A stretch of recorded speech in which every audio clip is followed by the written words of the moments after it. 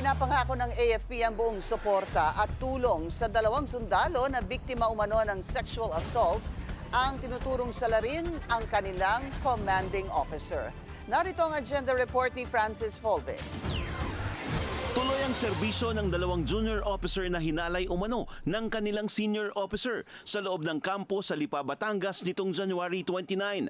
Ayon sa kanilang abogado, hindi dapat husgahan ang dalawang Philippine Air Force officer sa nangyari. Bagaman diagnosed with depression ang dalawang sundalo, bunsod ng trauma, tuloy daw sila sa pagsisilbi bilang opisyal ng Air Force. They have full trust in our justice system, both within the military justice system and the system of justice, our constitutional scheme of justice.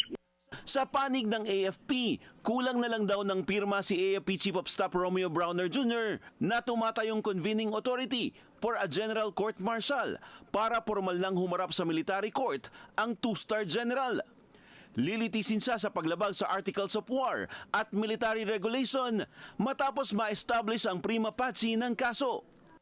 Sinibak na sa pwesto at naka-house arrest na rin ang opisyal habang nasa administrative custody na ang dalawang junior officer na complainant. Rest assured po ng ating Sandatahang Lakas ng Pilipinas, we will do the necessary measures to protect din itong ating mga officers, of course. So meron tayong mga measures like psychological support that we give them. Kung ano man po ang kakailanganin para po mapabuti ang kanilang kalagayan, ibibigay po natin yan.